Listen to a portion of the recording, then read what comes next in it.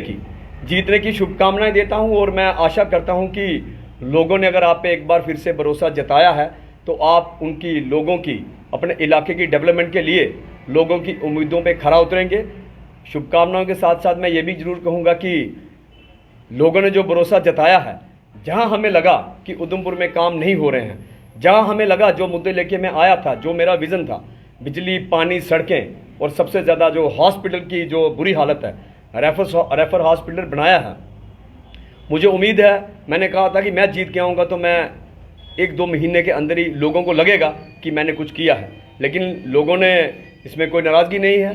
लोगों ने जो भी फैसला किया हमारे सिर माथे पे, लोगों से बड़ा कोई नहीं है, जनता जनार्दन है। लोगों ने जिनको वोट दिया है, मैं उन शुभकामनाओं के साथ पूरी उम्मीद करूंगा कि वो बिजली, पानी, सड़कें, जो मेरे मुद्दे थे, हॉस्पिटल खास तौर से, उन पे पूरा गौर करेंगे, उनकी जो कमियां हैं वो दूर करेंगे।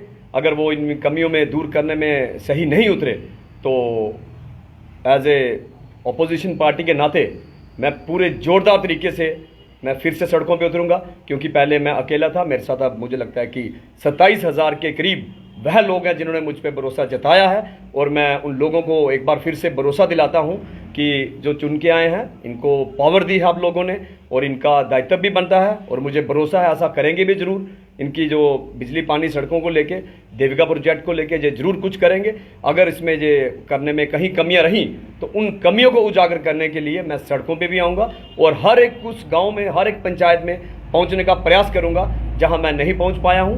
इन लफ्ज़ों के साथ ही मैं आप मीडिया जिस तरह से अपना लोगों का प्यार आपको मिला है कि पार्टी को क्या चिंता रही होगी जिस वजह से आपको नई टिकट दी गई?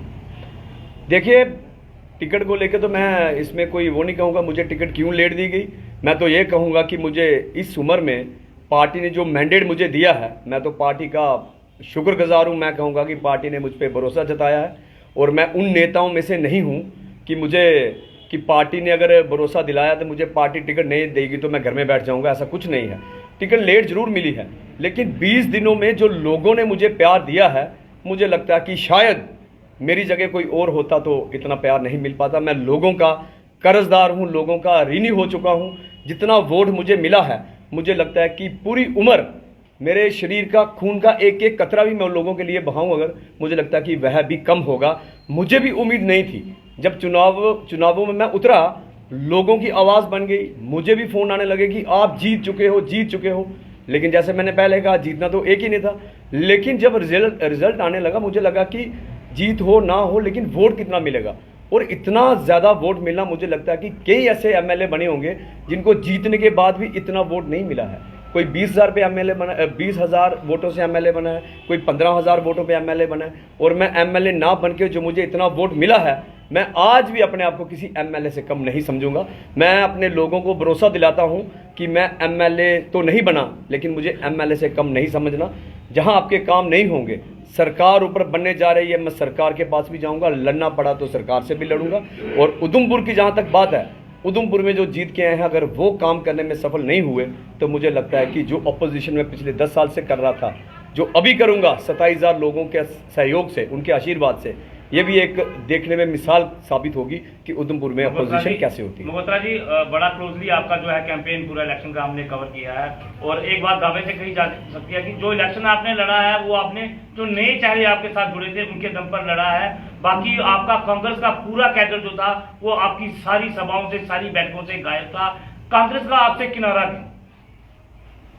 देखिए, ये आपको लगा होगा, मुझे तो ये लग रहा है कि कांग्रेस का जो भी कैडर था, कांग्रेस के जो सीनियर लीडरशिप थी, ऐसा नहीं है वो मेरे साथ थे।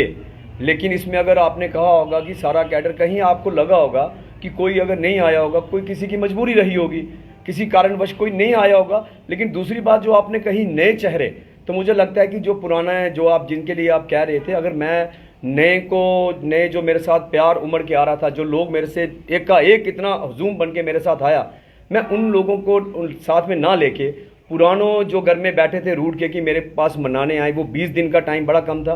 वो 20 दिन भी मैं 10 दिन उनके रूठने मनाने में लगा रहता तो आप सब जानते हैं कि इससे पहले 2014 में कांग्रेस को मात्र 11-1200 वोट मिला था।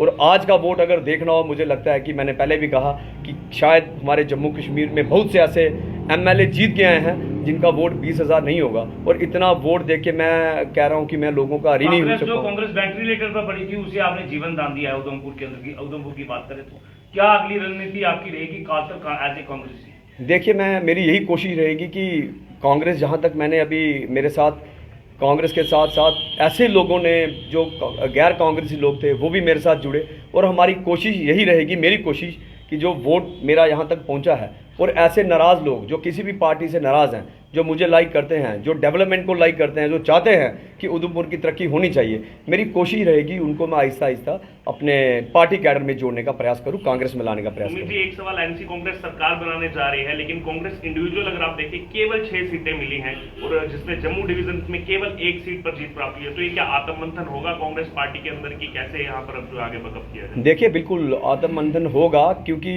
मुझे लगता है कि भारतीय जनता पार्टी में भी होगा, जहां पे उन्होंने सीटें, उनके भारतीय जनता पार्टी की जो जम्मू कश्मीर के प्रदेश अध्यक्ष थे रविंद्र रैना जी, वो भी हार चुके हैं।